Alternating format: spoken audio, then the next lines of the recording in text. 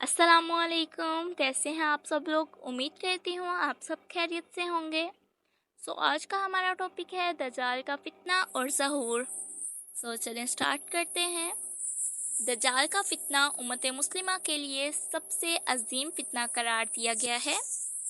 ये वो फितना है जो हज़रत आदम अलैहिस्सलाम की तख्लीक से लेकर क़यामत के कायम होने तक आने वाले फितनों में से सबसे बड़ा फितना है।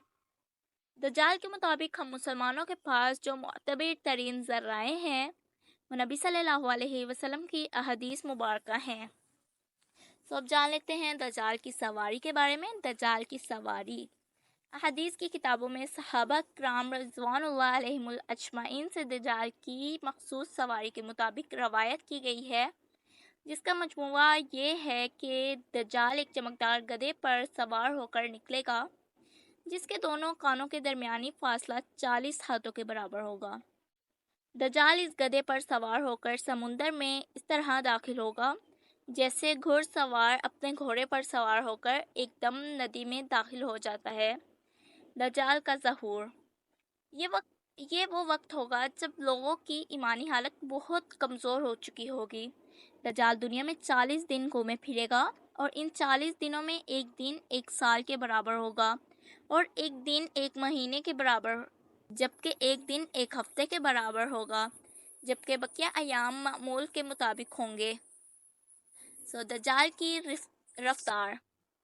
दज्जाल के लिए ज़मीन समेट दी जाएगी, यानी वो बहुत तेज़ रफ्तारी से सफ़र करेगा और सूरज के गरूब होने के मुकाम पर इससे पहले पहुंच जाया करेगा।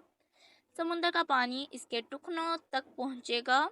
दज्जाल के पास 70,000 की फ़ौज होगी, जिसके ऊपर सब्ज़ रंग की चादरें होंगी, यहाँ तक कि वो अबुल मुराक के टेले पर आकर ठहर जाएगा। खुदाई का दावा।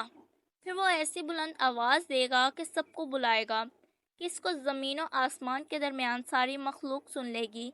फिर दज्जाल इन सब लोगों से कहेगा कि तुम लोग मेरी इबादत करो, मैं तुम्हारा खुदा हूँ। इस मौके पर रसूलुल्लाह सल्लल्लाहु अलैहि वसल्लम ने फरमाया कि तुम्हें पता हो कि तुम्हारा रब एक आँख वाला नहीं हो सकता। भला वो रब जो दूसरों को आँखें देता है, वो खुद कैसे बिनाई से महरूम रह सकता है।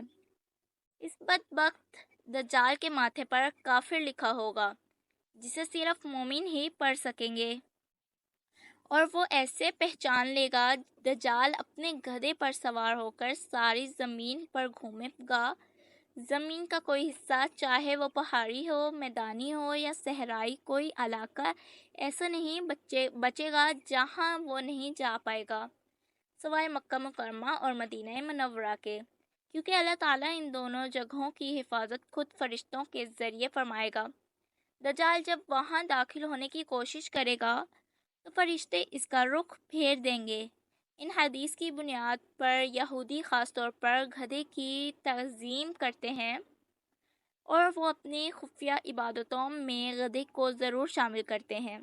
बाज़ लोगों का ये दावा है कि इबादत के दिन खुफिया तौर पर यहूदी एक गधे को उठाकर बैतुल मुक़द्दिस में ले जाते हैं, जहाँ मुख्तलिफ रस्म और रवाज के मुताबिक इस गधे को सजाया जाता है। ये तमाम बातें इस जानिब इशारा करती हैं कि खरूज दज्जाल का वक्त अब ज़्यादा दूर नहीं।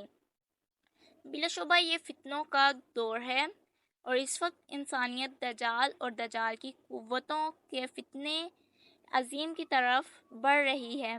लिहाजा दज्जाल की कुव्वतों से आगाही रख कर ही हम अपनी नस्लों और अपने ईमान की हिफाजत कर सकते हैं। अल्लाह पाक हमें और हमारी आने वाली नस्लों को दज्जाल के फितनों से महफूज रखें। आमीन सुम्मा आमीन। आज की वीडियो आप लोगों को अच्छी लगी हो तो वीडियो को लाइक कर दें और चैनल पर न्यू हैं तो चैनल को सब्सक्राइब कर दें। मिलते हैं नेक्स्ट वीडियो में। दुआ में याद रखिएगा। अल्लाह हाफिज़।